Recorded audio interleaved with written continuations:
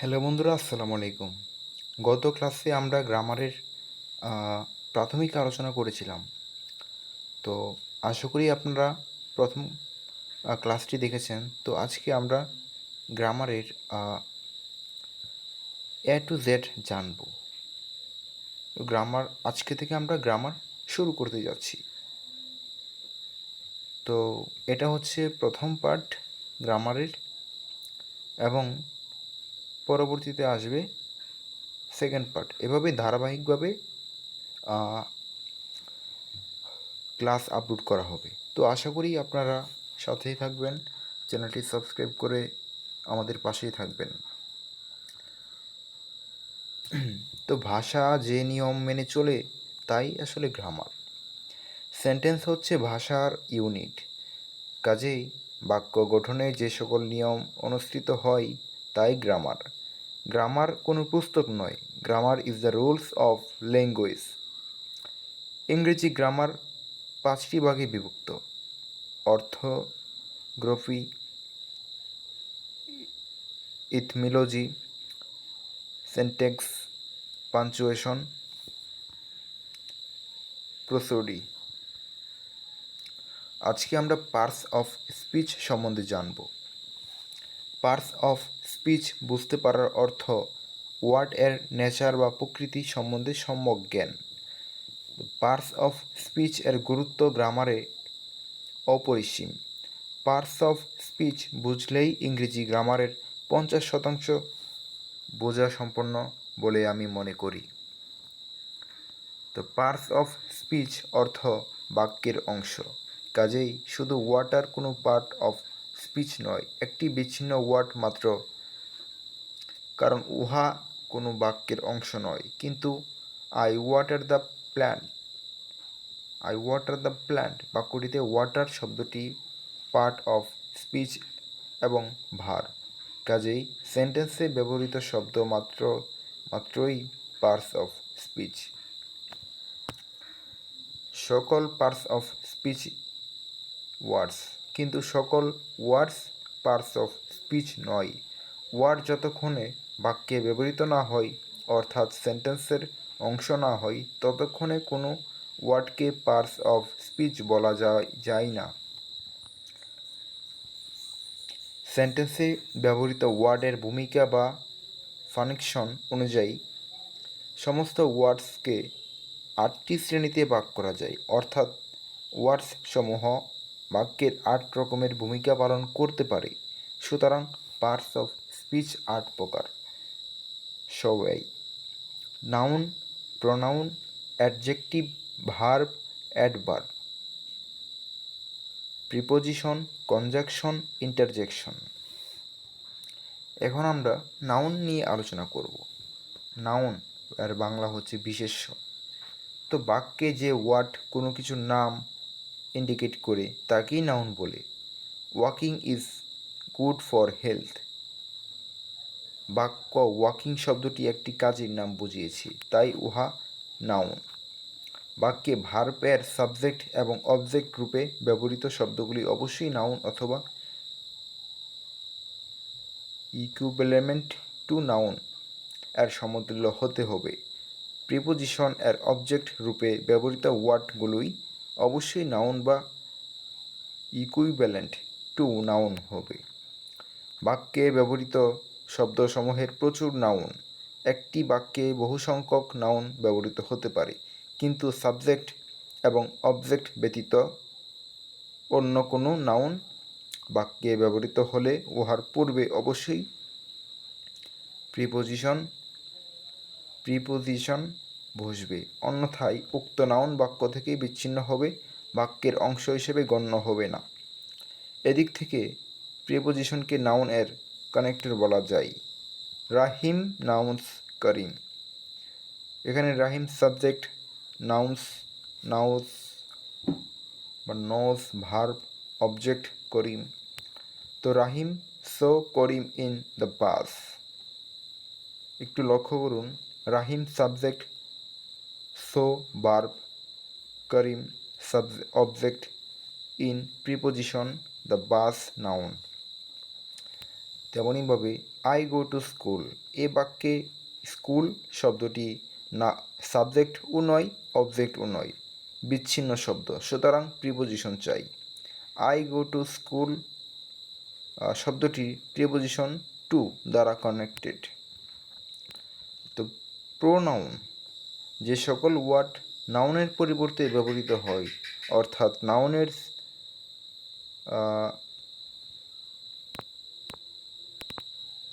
Substitute রূপে ব্যবহৃত হয় তাদেরকে প্রোনাউন বলে।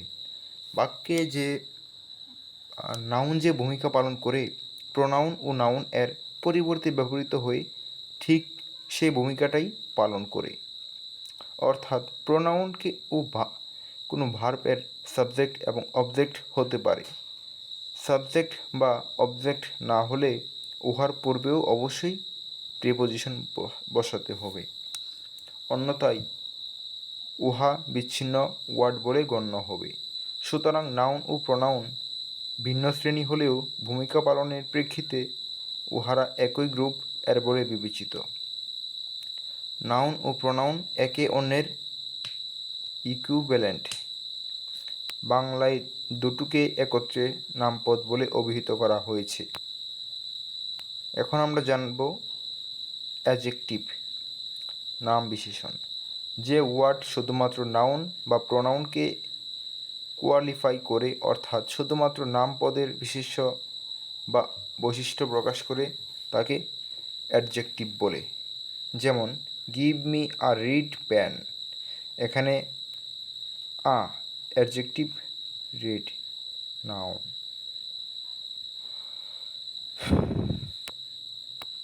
কেমন পেন, রেড পেন, অর্থাৎ পেন এর বিশেষ্য বা বৈশিষ্ট্য হচ্ছে রিড বা লাল, সুতরাং রিড শব্দটি অ্যাডজেক্টিভ। কিন্তু read is my favourite colour, এই বাক্যটিতে রিড শব্দটি নাউন, কারণ এখানে উহা একটি রং এর নাম রূপে ব্যবহৃত এবং ইজ ভার্ব এর সাবজেক্ট। এছাড়া মাই শব্দটিও এখানে প্রোনাউন নয়। কার ফেভারিট কালার, আমার, মাই। কালার, কালারকে কোয়ালিফাই করেছে বলে মাই শব্দটি এখানে অ্যাডজেক্টিভ, ফেভারিট শব্দটিও adjective. I walk in the morning, বাক্যে walk verb, walking is good for health. বাক্যে walking is noun, walking noun. The old man is walking with a walking stick. এখানে দেখতে পাচ্ছেন ভার্ব, অ্যাডজেক্টিভ এবং noun. এ বাক্যে প্রথম ওয়াকিং ভার্ব, দ্বিতীয় ওয়াকিং অ্যাডজেক্টিভ, কারণ উহা স্টিক, স্টিককে কোয়ালিফাই করেছে। কেমন স্টিক, ওয়াকিং স্টিক। কাজেই কোনো ওয়ার্ড এর বাহ্যিক চেহারা দেখে উহাকে কোনো নির্দিষ্ট পার্টস অফ স্পিচ রূপে অভিহিত করলে ভুল হবে এবং অবিচার করা হবে। ওই ওয়ার্ডটি আসলে কী ভূমিকা পালন করছে তার উপরেই নির্ভর করবে ওয়ার্ডটি কোন পার্টস অফ স্পিচ, ভার্ব, ক্রিয়া। যে ওয়ার্ড দ্বারা কোনো কাজ করা বা সম্পন্ন হওয়া বোঝায় তাকেই ভার্ব বলে। কাজ করা না বোঝালে উহা ভার্ব নয়। যেমন I walk in the morning, কাজ করা অর্থাৎ হাঁটা বুঝিয়েছে, walk verb. Walking is good for health, কাজ করা বোঝায়নি, কাজেই নাম বুঝিয়েছে।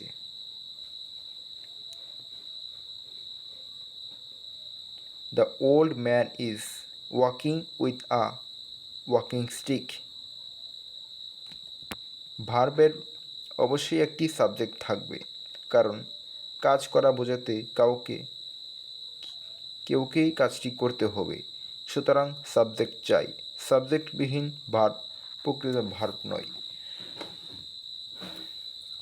পরবর্তী আলোচ্য, বিপরীতক্রমে ভার্ব ছাড়া সাবজেক্ট এর অস্তিত্ব নেই, কারণ কোনো কাজ না করে কর্তা বা সাবজেক্ট হওয়া যায় না। কাজেই সাবজেক্ট ও ভার্ব অঙ্গাঙ্গিভাবেই জড়িত, একটি অপরটি ছাড়া অচল বা অকল্পনীয়।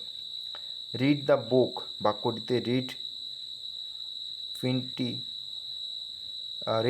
রেডফিনিট ভার্ব বা সমাপিকা ক্রিয়া নয়, সুতরাং উহার কোনো সাবজেক্ট নেই। রিড এখানে পড়া কাজটি সম্পন্ন হওয়া বোঝায় না।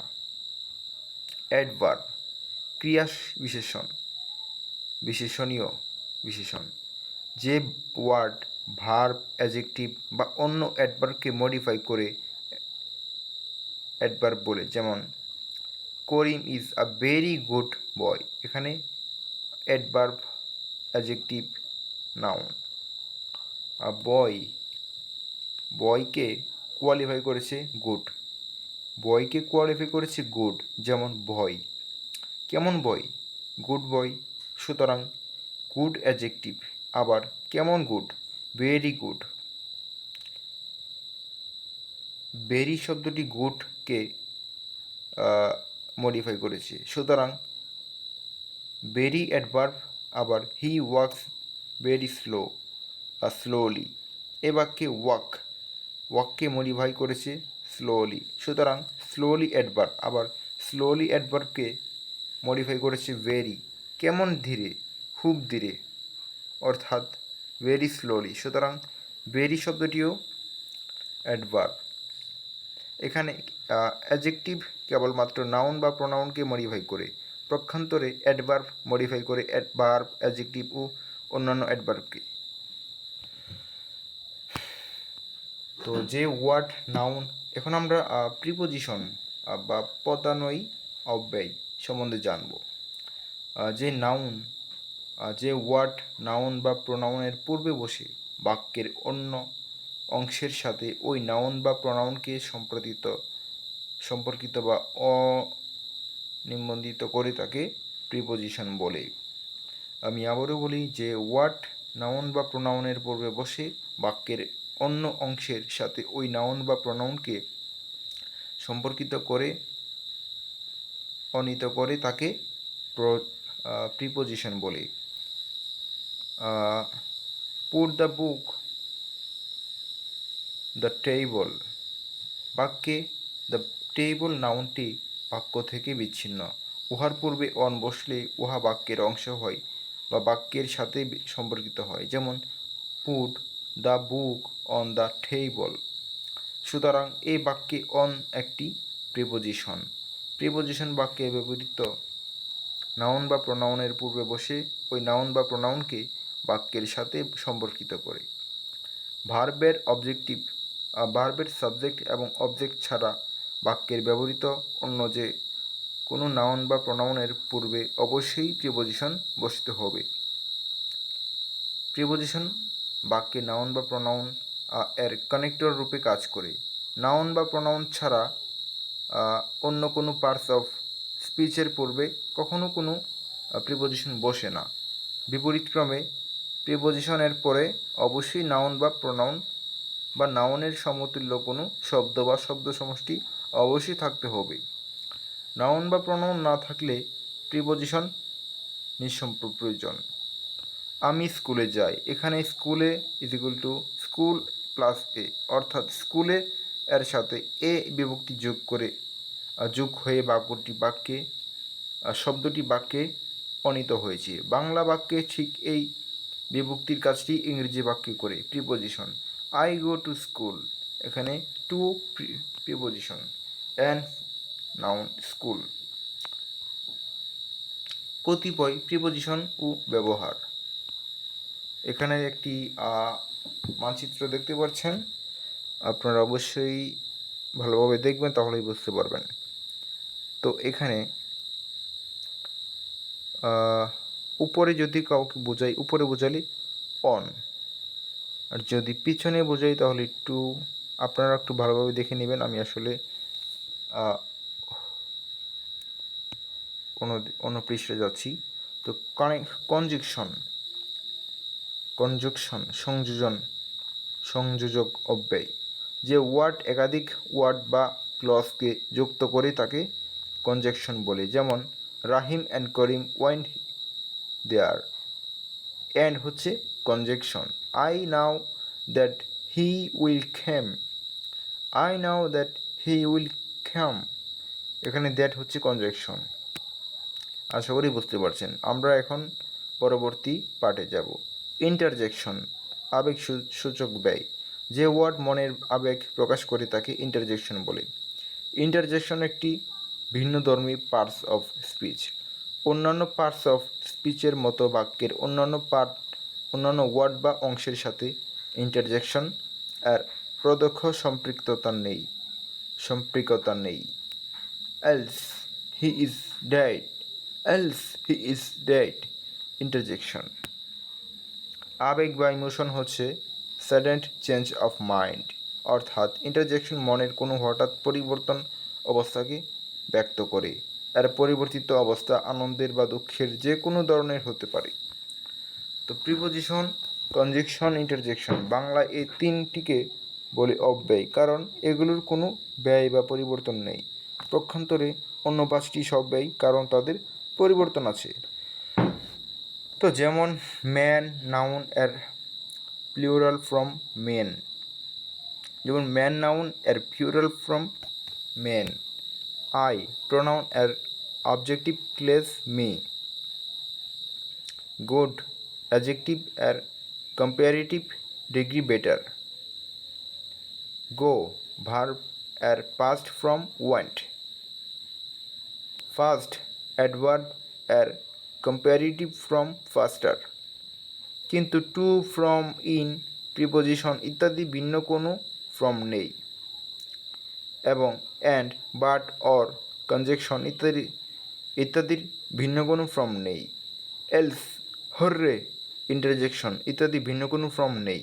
সুতরাং নাউন, প্রোনাউন, অ্যাডজেক্টিভ, ভার্ব ও অ্যাডভার্ব এই পাঁচটি সব্যয় এবং প্রিপোজিশন, কনজাংশন ও ইন্টারজেকশন এই তিনটি অব্যয়।